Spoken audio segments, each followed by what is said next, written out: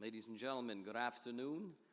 Pleasure to be with all of you here today. Lieutenant Governor Elizabeth Dowdeswell, Right Honorable Clarkson, and of course, I'm going to introduce very shortly our special guest, Right Honorable McLachlin. Madame Trudeau spoke about bridges earlier and actually highlighted bridges several times in her speech. And I come from a world that we actually build bridges for real. We represent 120,000 construction workers in Canada, and they are the folks that many of you curse every day on the roads, that block the Gardiner, block all the roads in the city. We love it.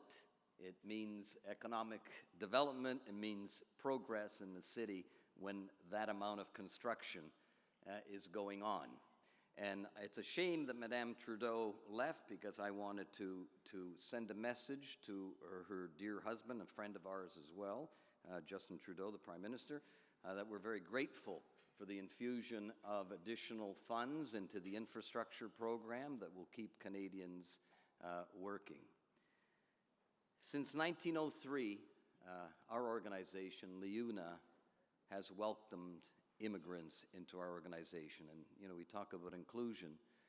Our organization was an organization that, quite frankly, invented inclusion in 1903 because it was set up by a group of immigrants in the United States and included all races that came into the United States to form a trade union for construction workers. And at that time, as you can imagine, in 1903, the level of oppression for construction workers, and especially immigrant construction workers, was significant. Since then, we've grown into an organization of 600,000 construction workers, 120,000 here in Canada, which makes up the largest group within our international union right here in central and eastern Canada. We've had a shortage of skilled workers in our organization and amongst the trades for a number of reasons, and many because our immigrants who have built Ontario and have built Canada are retiring. And there's an incredible need to bring young people into the trades. And so how are we going to do that? Clearly, working with groups like ICC, 6 Degrees, in ensuring that young people, immigrants, women, come into the construction industry. And we've seen an increase in the amount of women that are coming into the construction industry. However, we're having a tough time with youth. Part of the problem with youth, we have a lot of parents in this room, you're responsible for it, because all of you think you're going to have Nobel Prize winners as your children, and no one wants to advocate their child going into the construction industry. So we rely heavily on immigrants coming into Canada and joining our forces. And we welcome that. With open arms, we want to bring in immigrants into our organization. In fact, we've been lucky enough to have a number of Syrian refugees that have come into our organization and have had training programs both in our LIUNA Local 183 here in Toronto and LIUNA Local 506 that have done an exceptional job of training a number of Syrian refugees, accelerating their ability to be part of the Canadian economy, share in the Canadian experience. And it's really important when you've got a job and you've got food on the table for your children and your family. The other place that we look for new people entering the industry is with the Indigenous community. And we don't have to look very far at a community that has been underprivileged for so many decades and has not had the ability and the opportunity to work in mainstream Canada. 10 years ago, we signed a protocol with then National Chief Phil Fontaine, a protocol that allowed a relationship between LIUNA and the First Nations in order to get young people involved in training programs and bring them eventually into the construction industry. Just recently, about 2 months ago, we signed a new protocol with Chief Perry Bellegarde in order to do the exact same thing. This protocol does not expire and is open-ended forever. And we intend to make sure that new immigrants coming into Canada, Indigenous youth, women have an opportunity to come into the trades and work at a job that pays extremely well. I know there's probably some of our contractors in the room, and I shouldn't say that they're paid really well because it'll come back to haunt me, but it is a profession that is truly something that you can be proud of your children doing. I want to take this opportunity while I'm up here to thank Adrienne Clarkson for the opportunity to be part of 6 Degrees in ICC. My wife and I have enjoyed the honor and the privilege of being part of such a great organization that does such an exceptional job with inclusion, building bridges with so many nationalities, and giving an opportunity to so many folks who have come to this country to be part of the Canadian experience. My wife could not be here today because she is building bridges with our grandchildren, and unfortunately has a very important duty because my eldest daughter does work, and so she has the responsibility of taking care of some of those wonderful, wonderful grandchildren who have actually taken over our lives. I am honored to introduce today 2 iconic Canadians, 2 women, 2 leaders in this great country that have left a legacy and have left achievements for Canadians for decades to come. Right Honorable Beverley McLachlin, spelt properly, I believe. I think the other McLachlin at my table is a very odd spelling for McLachlin. She is Chief Justice of Canada, and as our McLachlin mentioned, she is the very first woman to hold this position in Canadian history, and also made history because of her 17 long years sitting as Chief Justice and being the longest, actually, serving justice on the Supreme Court. Unfortunately, she has announced her retirement and will leave behind a legacy of serving Canada on criminal, constitutional, administrative, and Indigenous affairs here in Canada. Your commitment, Justice McLachlin, to diversity, your commitment to immigrants, to citizenship, and to Canadian values will be remembered for decades to come. It is this passion that has brought us all here today, and we're very, very pleased to have you with us. Joining Right Honorable McLachlin is Right Honorable Adrienne Clarkson. She is the 26th Governor General of Canada, and a first also because she is the first refugee to ever become the Governor General of Canada. I want to thank her personally for the opportunity to work with ICC, and I want to thank her husband, John Ralston Saul, our co-chairs of ICC, for their commitment to Canada, and their commitment to diversity, and their commitment to this great country. Ladies and gentlemen, would you please welcome our 2 Right Honorable guests that will have a discussion here with us today. Ladies and gentlemen, Right Honorable Clarkson and Right Honorable McLachlin.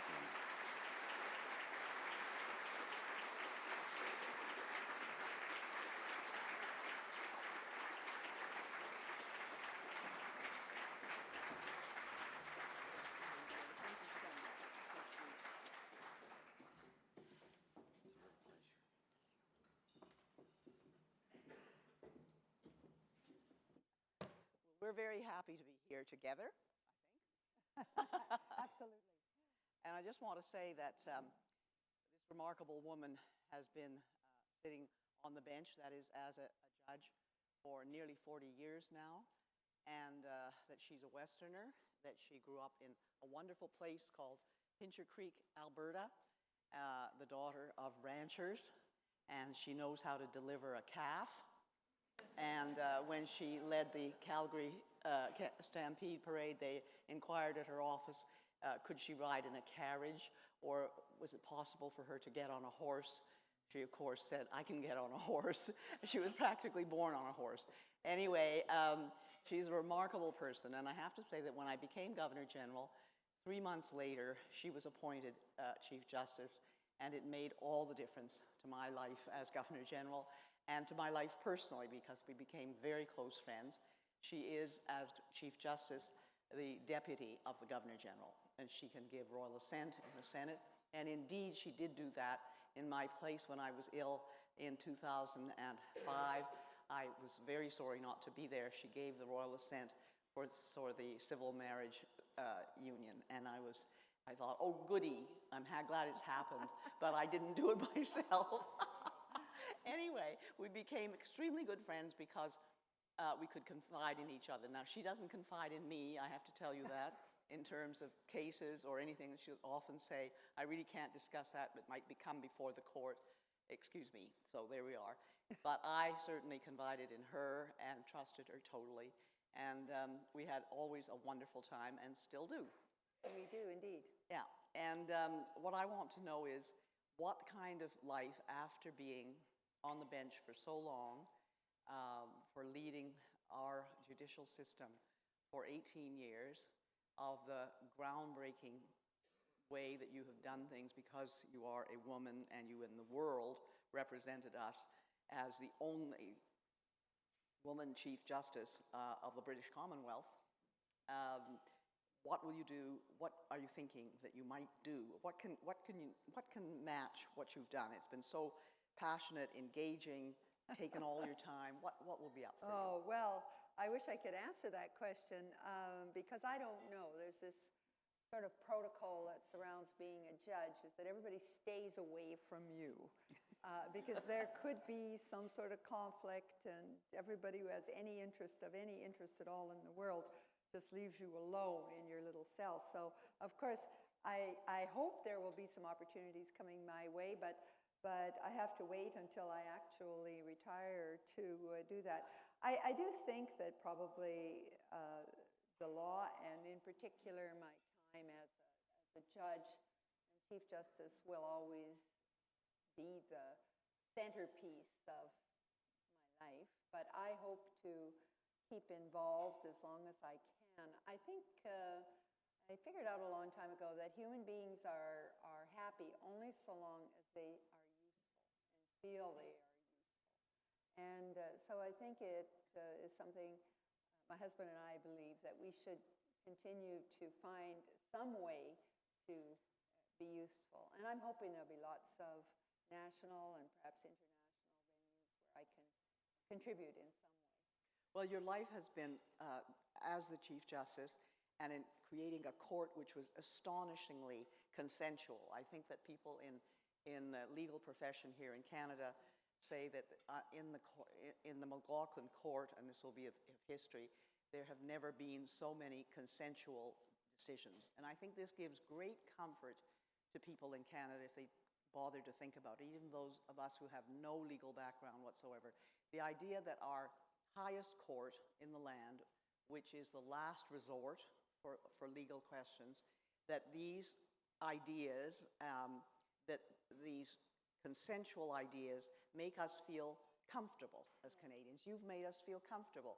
Why? How do you make us feel comfortable? Why do you do that? Well, it's all about, I do it because I think it's very important, and that point first, because I think the first female on the Supreme Court of Canada, Bertha Wilson, put it well. She said once, and I'll never forget what she said, the Canadian people are entitled not to the judges or the justices, there are 9 of us, individual opinions, 9 individual opinions, but they're entitled to 9 individual opinions after each of those judges has listened to the 8 other opinions of their colleagues. Yeah. In other words, the whole process of sitting on a court, or I think in any other deliberative body, is one of listening and trying to understand different perspectives and different points of view. And that is something I believe we are pretty good at as Canadians. Because we are so diverse and have always been, we have figured out that it's very important to listen. And we've learned this right from the beginning. Our Indigenous people, they'll say, if you make a point, I hear you. And I hear you means more than I just had an auditory sensation that went to my brain. It means that you are doing active listening, that you're actually respectfully listening and taking on. You may not agree in the end, but you are doing that listening. So when, about the time I became Chief Justice, and I certainly don't take full credit for it, although I tried to help where I could, there was grumbling amongst the legal profession and so on. The court was sometimes criticized for not giving clear enough rulings. You'd get a number of opinions, and sometimes it took a long time for lawyers and parties to figure out who had pronounced what on what point, and there were a lot of different points of views expressed, and people were dissatisfied with that. They didn't feel that it was giving the guidance that was necessary, and so on. So we talked about it as a court, and we decided that we would try to work toward being able to settle every point that we could honestly settle. And where there were differences, of course, that would be respected. In our system, there are dissenting opinions, and they often advance the law. But we would try to settle as much as we could, even if sometimes it meant putting a bit of water in one's wine, or not pronouncing on something that you thought was just wonderful, but one of your colleagues doesn't think is quite so wonderful. Whatever. And what it amounts to is working as an institution and working together. And if you think about it, that is the one thing that human beings do that other animals don't. Homo sapiens are powerful. I'm reading this in a book right now. But anyway. She reads a lot. They are powerful, have been powerful historically, because they've been able to organize networks to work with each other. And sometimes that organization and working with each other is used for evil ends. But if you use it for good ends, it is a huge force. So we are trying to do that on the court. Yeah, but I think also, you as a woman, I think the women's characters lead to their being able to do that kind of thing, because they're much more willing to listen and much more willing to compromise. That doesn't mean a bad thing, but to say, all right, maybe I have to chip it off a little bit here, but I listened to that there. And I think that's been one of the things that you've been able to bring to our court. I think that's absolutely right. And I think particularly if you're a woman who, in my age, was going into a career outside the home, you were not just confronted, but bludgeoned with other perspectives. And so you basically grew up taking on all sorts of different perspectives and different points of view, and you didn't have to accept them all, but you learned to deal with them. And there was no such thing as I'm right always, my way of looking at things is the only way, I'm entitled to decide that. If you grew up being a young woman who was trying to go into a profession, when I did, your experience was exactly the opposite. I agree with you. It's the same with me. It's totally like that. And of course, I don't know if you've ever been asked this, and I think maybe we talked about it. Were you ever sexually harassed in a law firm? Oh, well, by the definitions of these things, yes. It was a cultural thing. Yeah. You probably encountered the same thing in journalism. No. The sensitivities of today just weren't there. And I worked with many wonderful men, and sometimes they didn't even realize that what they were saying or doing was somehow not right or offensive or putting the woman at a subtle or not so subtle disadvantage, reminding everybody around that she's not like us and she's just a broad after all. Or she's a girl. Yeah. And look, and she's such a pretty girl. So you had to, so in those days, there was a lot of what would now be called sexual harassment. So you just put your head down and got through it, and there was no other choice. But I'm very happy that today the culture has changed so much. And you sense that it has, because of course we do have many cases that come forward, and there are very prominent ones and ones that I know will be maybe perhaps come before the court. But we just have different definitions perhaps, and we're more aware. Oh yes, I mean everything was silent, and now women understand their rights, and they come forward, and men understand and accept their boundaries and limits and respectful ways in which men and women interact, and other ways in which they do not. Because we're friends, I often reflect on the difference when I graduated from university, which was about 4 years before you, 4 or 5 years. Very critical year, 1960 I graduated from university. The pill got to be used in about 1961, 62, and it made a radical difference to women. And I really see that in many ways, because I think women saw that they had freedom, really more freedom than they'd ever had. And my generation of women did not have that. There was that little break there for about 3 or 4 years. And I think when I graduated, I only knew 2 women who were going into law school. This was 1960. And by 1964, there would have been 10, 12, 15 of them. And I think it had to do with the social revolution, that the pill was there, and that you could therefore understand that your life was not completely going to be controlled by your reproductive system. Well, I like the word control. I think women didn't have much control in a whole variety of ways. They didn't have control over what they would do with their life in many cases. What careers they would go. It was very difficult to make your way in certain careers. So if the experience of growing up a woman until that cultural breakthrough of the 70s was very much an experience. How do I deal with lack of control? You couldn't control your body. You couldn't control your career. You couldn't control a lot of things around you. And then there was various social opprobriums and so on. And that was another way of controlling women. So I think that the whole development has been one of giving women more control over their lives, physical and non-physical. And this was all very important, because it's a great idea to think, wow, I don't have to just do what everyone else says. I can actually decide what I would like to do and make my own choices. And that's what happened, and that was hugely important. Do you want to ask me anything? I didn't come prepared to, but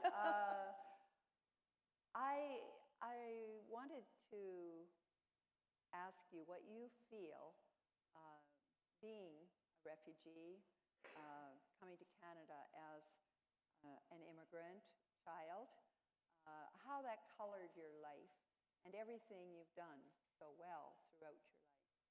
I would say that it colored it totally enormously.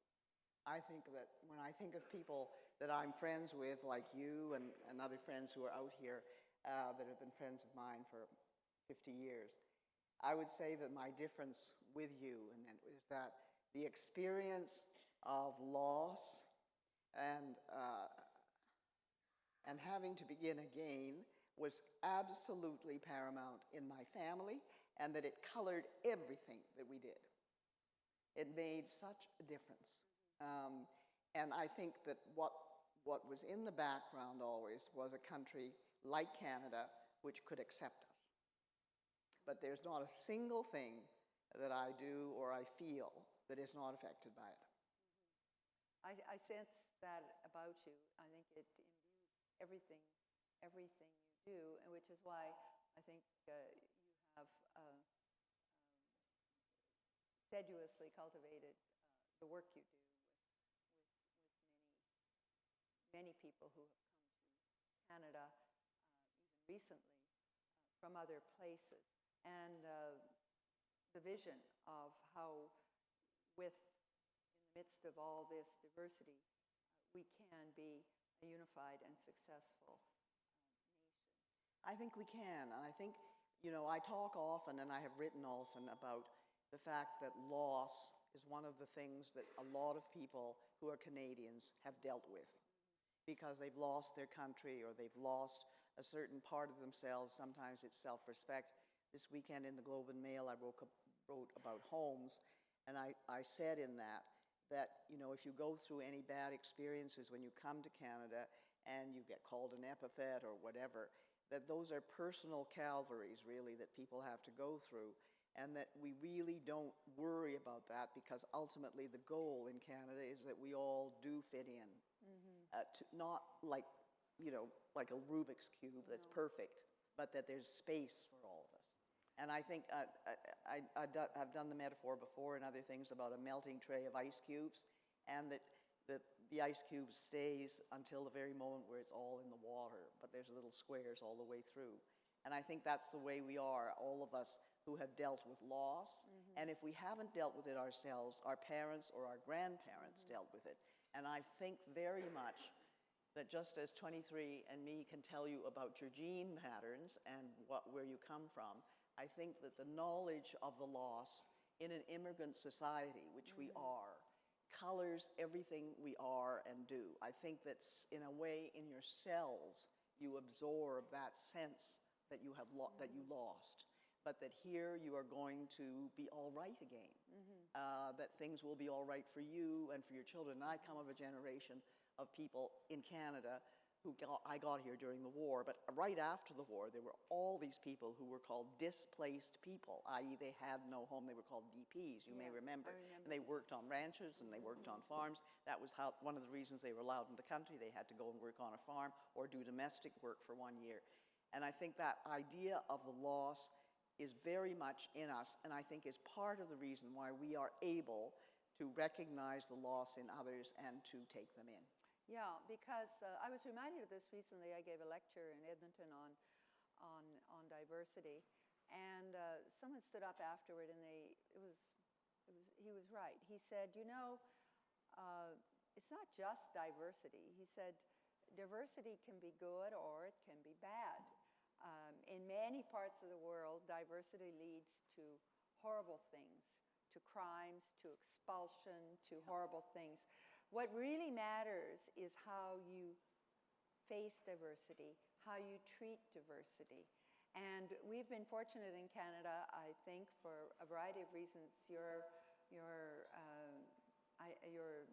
metaphor of loss and so on, I think, is apt. And part of that, we have somehow developed a fairly positive, I don't want to overstate this because it could change, and it's not that there aren't some negatives. But on the whole, Canadians are very open to different views, and very open to the idea that we're all equal, we're all in it together, and we make diversity work for us and become an asset instead of a detriment. But in so many parts of the world, the person who has a different religion or race or whatever, that is viewed as a disadvantage, that is viewed as a negative. And if we have a brand that I think is unique, or at least more powerful than perhaps some other countries, it is in how we treat that diversity and how we indeed celebrate it. I think the reason why we do celebrate it is because we don't have any choice in a country like this. It's become so mixed. It's become so much like a part of the world. I was coming up St. George Street the other day in a cab, just at the time that classes were changing, and I thought, what country in the world has this? It's watching the students coming back and forth. Who who are these people? They're all Canadian, and they are all different from all different parts of the world, and we are making this new kind of country. I really believe we are, and it's taken a long time, and it still will. I think it will still evolve, and the court is part of that because you're reflecting the changes that are happening in society, very much so. Well, there's two ways you can confront diversity or difference, and one is exclusion. We hear a lot of that rhetoric, even on this continent these days. The exclusionary rhetoric, the them versus us, the castigation, the you're fired, whatever. The punishment. And so that's the exclusionary way. But the other way is inclusionary. And by and large, we are on that way in Canada, and I feel very, very fortunate that this is how our nation seems to be developing. You've helped with that so much. Thank you. And you've been a wonderful example, not only to people in Canada, but because of your travels as Chief Justice on our behalf abroad to other legal systems. You've done that. Thank you. Thank you. What fun. Thank you, Adrienne.